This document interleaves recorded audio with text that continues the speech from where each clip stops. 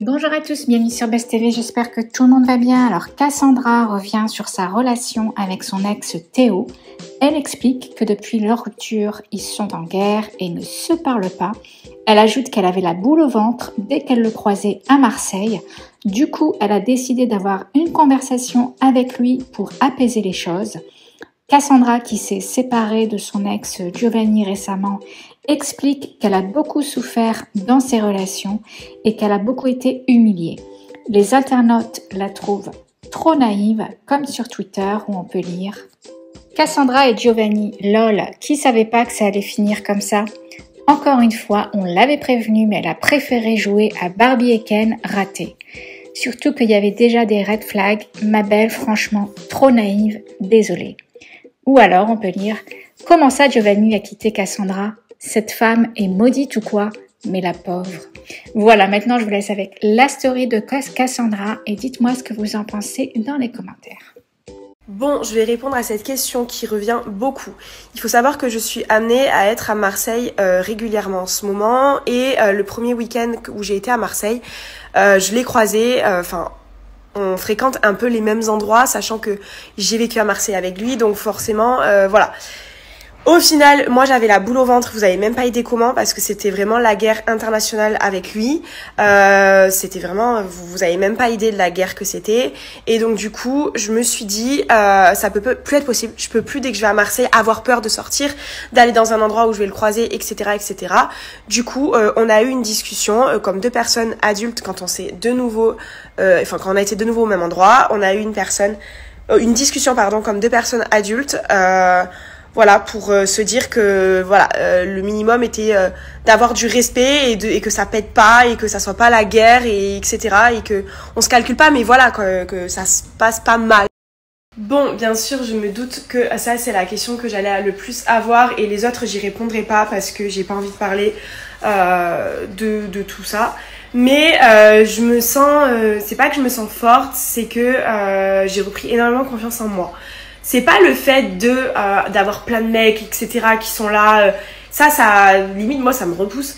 Mais c'est que je vois ce que j'ai et je le voyais pas ce que j'avais. Je vois que j'ai des atouts que je me rendais pas compte que j'avais. Également, j'ai enlevé tout ce qui était toxique. Genre quand je vous parlais de faux comptes, c'est vraiment les trucs comme ça. J'ai enlevé cette boule au ventre, ce stress que j'avais, ces angoisses que j'avais. Aussi, par-dessus tout, cette thérapie me fait un bien fou énorme parce que du coup, ça me fait comprendre des schémas que je ne comprenais pas me concernant au niveau de ma vie moi-même personnelle. En fait, j'ai l'impression d'avancer, personnellement parlant, pas sentimentalement, tout ça. J'ai l'impression d'avancer. Cette thérapie, elle me fait un bien fou, ça c'est sûr et certain, mais au-delà de ça, je savais en fait qu'il y avait un problème en moi à gérer qui ne concerne aucunement mes relations. Donc du coup voilà, il fallait que ça je le prenne en main et moi je suis quelqu'un, quand je décide de prendre ma vie en main, je la prends vraiment en main et je me laisse pas faire. Après, à côté de ça, de retrouver mes copines, de sortir, ne serait-ce que de voir le regard sur moi, etc. Ça me pousse à être cette femme que j'étais en fait, cette femme qui aime être inaccessible, qui aime profiter, qui aime danser, alors ça j'adore, qui aime kiffer, qui aime être à la plage, qui aime sortir, en fait je me redécouvre et ça je kiffe en fait, je kiffe de ouf. Après attention, bien sûr c'est compliqué aussi parce que Joe c'est quelqu'un qui a une place très importante, voilà, il n'y a pas de mots pour ça, c'est le coup de foudre de toute ma vie entière, mais en fait je me suis beaucoup remis moi au début tout ça, les torts sur moi en mode voilà, mais en fait déjà c'est très intime, il n'y a que moi qui peux parler de mon intimité, des choses que j'ai à régler. Par contre à côté, moi j'ai toujours protégé les choses qui m'ont fait du mal aussi dans la relation, et moi je me remets en question. Après il faut aussi que les gens en face se remettent aussi en question. Bon, malheureusement, je pense que là, c'est une période où ça va plus être l'été, le kiff, etc. Mais faut aussi avoir les yeux en face des trous, comme on dit.